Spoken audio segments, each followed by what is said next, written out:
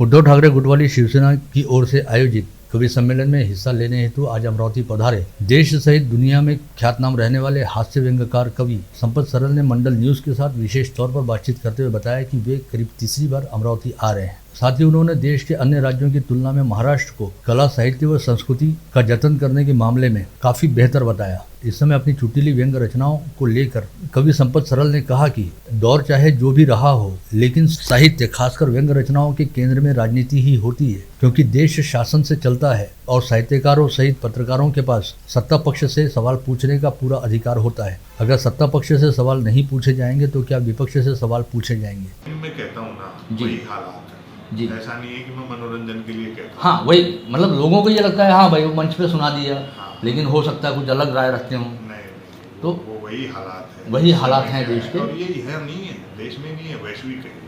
अच्छा, पूरी दुनिया में एक ऐसा फॉर्मेट है कि एक नेता है वर्चस्ववादी जी और 2-3 पूंजीपति है जी पूरी दुनिया में। जी इसमें चाइना शायद शामिल न हो, जी, बाकी सारी दुनिया में वो कितना भी बड़ा देश हो सकता है, यही हाल है। 2-3 पूंजीपति और एक नेता, एक बड़ा वर्चस्ववादी नेता। वर्चस्ववादी नेता और 2-3 पूंजीपति। आपको क्या लगता है अगर ये ऐसा ही चलता रहा? बहुत खतरनाक जी जिस तरह से विपक्ष को निशाना बनाया जा रहा है। जी ऐसा नहीं कि कुछ गलत नहीं हुआ होगा, लेकिन उसकी जो टाइमिंग है, फिर जी। किसी एक आदमी के पीछे पड़ना और अपने लोगों को जी मतलब अनदेखी करना जी। गलत लोगों की, वो तो गलत तो ऐसा नहीं है, उधर भी होंगे, उनकी भी जांच होनी चाहिए। उधर से इधर आ गए तो फिर वो सही भी हो जाते हैं, सही भी हो जाते हैं, है ना? यही जी। हाँ। लोकतंत्र के लिए काफी खतरनाक स्थिति है। इन दिनों सोशल मीडिया पर भी बहुत सारी चीज़ें ऐसी होती हैं कि आपको ऐसा लगता है कि सोशल मीडिया जो है दो कर रहा है। क्या है कि ऐसे लोग सोशल मीडिया पे आ गए, अधिकतर में नागरिकता बोध नहीं है। जी स्मार्टफोन आ गया जी और नागरिकता बोध है नहीं, जी और बिना सोचे समझे तोले किसी चीज़ को फॉरवर्ड कर देते हैं। जी तो इसके अपने खतरे हैं जी जो भुगत भी रहे हैं, जैसे लिंचिंग हो जाती है अफवाहों पर, जी महिलाओं के साथ अभद्र व्यवहार होता है, जी ये खतरे हैं। जी। संपत जी के मुताबिक वर्ष 2014 से पहले तत्कालीन प्रधानमंत्री मनमोहन सिंह सवालों के घेरे में हुआ करते थे। ऐसे में अब 2014 के बाद चूंकि देश के प्रधानमंत्री पद पर नरेंद्र मोदी हैं, तो जाहिर तौर पर नरेंद्र मोदी से ही बतौर प्रधानमंत्री सवाल पूछे जाएंगे। इसके साथ ही उन्होंने मौजूदा दौर में सोशल मीडिया को एक तरह से कुछ हद तक खतरनाक बताते हुए कहा कि सोशल मीडिया का उपयोग करने वाले अधिकांश लोगों को नागरिकता का बोध नहीं है और बिना तोले व बिना सोचे समझे कई पोस्ट कॉपी पेस्ट व फॉरवर्ड हो जाती है, जिसके अपने आप में कई खतरे हैं और यह खतरा दिनों दिन बढ़ता जा रहा है।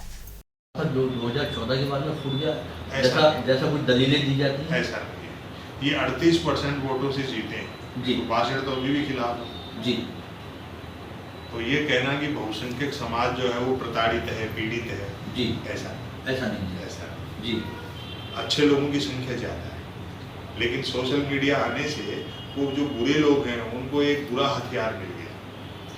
समझ जी, आप जैसे जिम्मेदार जितने भी कवि हैं और साहित्य ने हमेशा देश को दिशा दिखाने का काम किया, ऐसा मैं कह सकता हूँ। फिर फिल्म हो, जैसा कि आज अमरावती में आप आए हैं, आंदोलन में आजादी के आंदोलन में साहित्यकारों ने बड़ी भूमिका निभाई। आपातकाल के समय कितने साहित्यकार बोलते थे, नागार्जुन थे, दुष्यंत कुमार थे, भवानी प्रसाद मिश्र थे, वो तमाम कमलेश्वर थे, कितने साहित्यकारों ने आवाजें उठाई। तो आपको लगता है कि कुछ बदलाव हो सकेगा? ऐसा लगता है, उम्मीद है अभी? होता है, क्यों नहीं होता है। बात जैसे मैंने कही, मेरे वीडियो लोग देखते हैं या किसी साहित्यकार की कोई बात पढ़ते हैं तो 4 लोग चर्चा करते हैं जी, तो बात पहुंचती है। और अब बात निकलेगी तो दूर तक जाएगी। बिल्कुल चीजें पहुंचती है, ऐसा नहीं। मंडल न्यूज़ के साथ में आपने बातचीत की, मैं इसके लिए आपसे बेहद आभारी हूँ। बहुत बहुत धन्यवाद आपका। इसके साथ ही शिव जयंती के उपलक्ष्य में आयोजित अखिल भारतीय कवि सम्मेलन में हिस्सा लेने अमरावती पहुंचे ख्यातनाम शायर व फिल्मी गीतकार शकील आजमी ने आज मंडल न्यूज के साथ विशेष तौर पर बातचीत करते हुए उर्दू अदब, फिल्मी गीतों और अपनी साहित्यिक यात्रा के साथ ही मौजूदा सामाजिक हालात जैसे मुद्दों पर खुलकर बातचीत की। इस समय आजमी ने कहा कि बदलते जमाने के साथ भाषा और लेखन शैली बदलती है, पढ़ने वालों और सुनने वालों की रुचि भी बदलती है, लेकिन यही अपने आप में पूरा सच नहीं है, क्योंकि यदि ऐसा होता तो आज भी पुराने फिल्मी गीतों और पुरानी फिल्मों को पसंद नहीं किया जा सकता। ऐसे में कहा जा सकता है कि बदलते वक्त के साथ ही फिल्म निर्माताओं की व्यावसायिक वृत्ति के चलते फिल्मों के विषय व गीतों के स्तर तक कुछ हद तक समझौते किए गए, जिसका असर सबके सामने है। हालांकि अच्छी बात यह भी है कि फुहड़ता का एक दौर लगभग बीत चुका है और विगत कुछ समय से फिल्मों में अच्छे बोल वाले तथा कविता व शायरी आधारित फिल्मी गीत सुनाई देने लगे हैं। इसे एक अच्छा संकेत कहा जा सकता है। और कोई भी बिजनेसमैन सबसे पहले यही देखता है, लेकिन दूसरे बिजनेस में और फिल्म के बिजनेस में फर्क है जी। मेरा मानना ये है कि जब आप एक कहानी चुनते हैं, एक डायरेक्टर चुनते हैं फिल्म बनाने के लिए, तो उस कहानी पर और उस डायरेक्टर पर पूरा भरोसा करना चाहिए। वो जिस तरह से करना चाहता है उसे करने देना चाहिए। जो उसको लोकेशन चाहिए, जो उसे एक्टर चाहिए, जो उसे म्यूज़िक डायरेक्टर चाहिए, जो उसे गीतकार चाहिए, जो कुछ भी उसकी कैमरामैन जो चाहिए, जो उसकी रिक्वायरमेंट्स है वो पूरी करनी चाहिए। एक जो बजट निर्धारित है, जो बजट तय है जी, उस बजट में उसे उसके मन मुताबिक काम करने देना चाहिए। लेकिन ऐसा कब होता है, जो हमारा प्रोड्यूसर है वो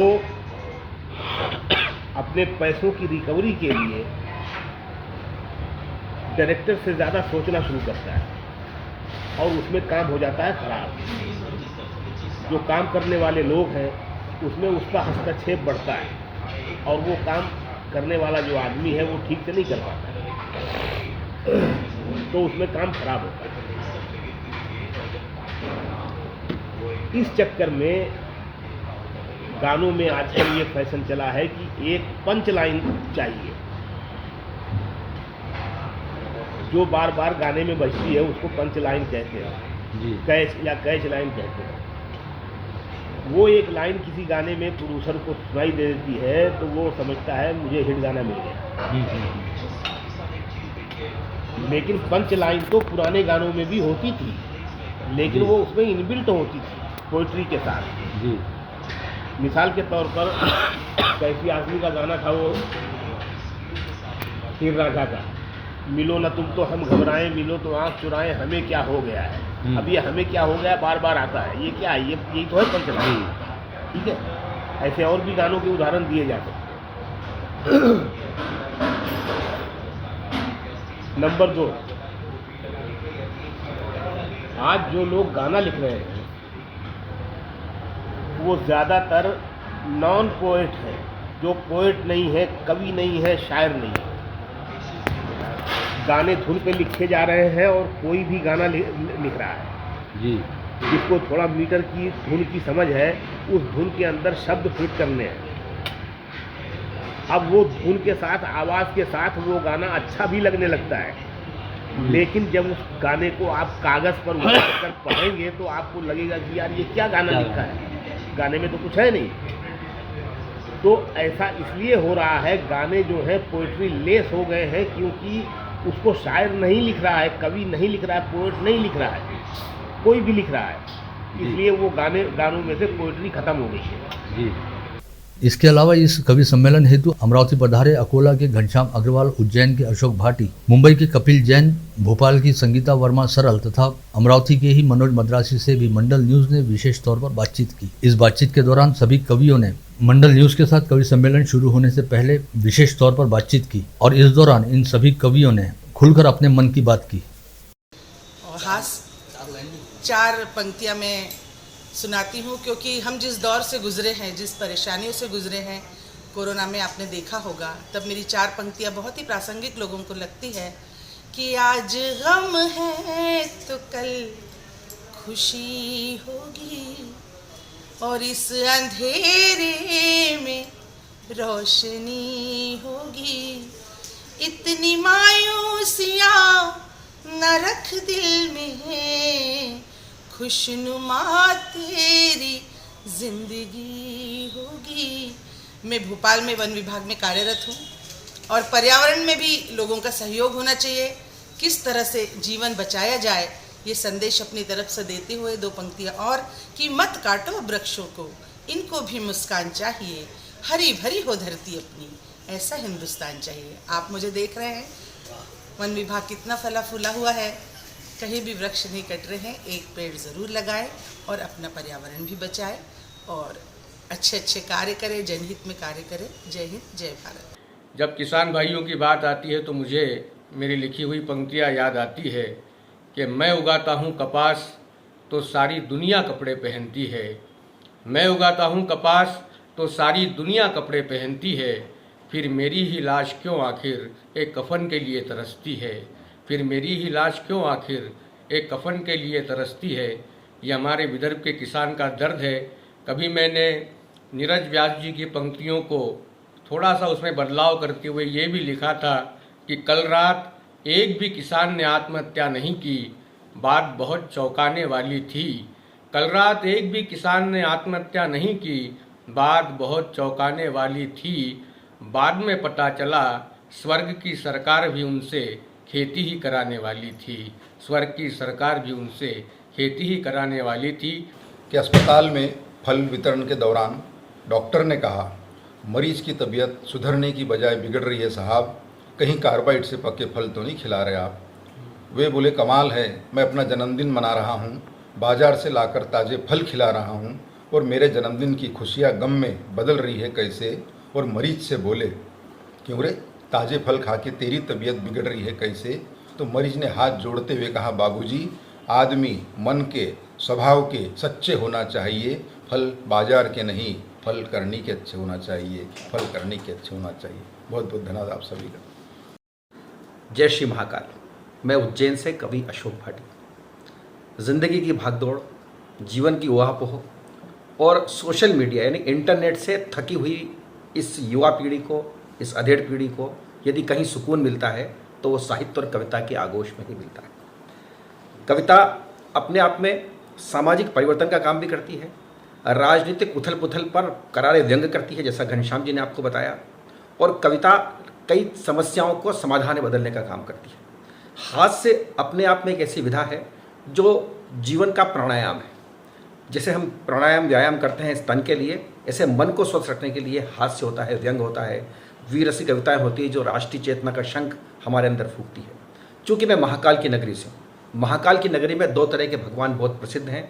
एक बाबा महाकाल जिनको भांग का प्रसाद लगता है, और दूसरे बाबा काल भैरव। भैरव जी महाराज को क्या प्रसाद लगता है ये मुझे अमरावती वालों को बताने की आवश्यकता नहीं है। मैं दोनों तरह के भक्तों के लिए, प्रसाद के शौकीनों के लिए अपनी हास्य की चार पंक्ति पढ़ता हूँ कि पीते हैं तो तबीयत खराब होती है और नहीं पीते हैं तो नीयत खराब होती है। इसलिए एक दिन पीते हैं, एक दिन नहीं पीते हैं, न तबीयत खराब होती है न नीयत खराब होती है। बहुत बहुत धन्यवाद। किसी भी शहर में कहीं भी यदि कोई भी साहित्यिक आयोजन होता है तो देश अपने आप 4 कदम आगे बढ़ जाता है। साहित्य में वो ताकत है। अमरावती में आज शिव जयंती पर आयोजित समारोह में मैं सभी का स्वागत करता हूँ, प्रणाम करता हूँ, और देश के भीतर छिपे हुए भ्रष्टाचार पे मेरी प्रसिद्ध 4 पंक्तियाँ मैं आपको सुना रहा हूँ। देखिएगा, विक्रम और बेताल के माध्यम से व्यंग दिखेगा कि बेताल के सवाल पर विक्रम से लेके अन्ना मोदी सभी मौन हैं। बेताल के सवाल पर विक्रम से लेके अन्ना मोदी सभी मौन हैं। जब सारा देश भ्रष्टाचार के खिलाफ है तब सारा भ्रष्टाचार करता कौन है। ये एक व्यंग है जो हमें अपने आप को झांकने के लिए प्रेरित करता है। हम दिल पे झांकेंगे तो हमें पता लगेगा कि सबसे बड़े भ्रष्टाचारी हम स्वयं हैं।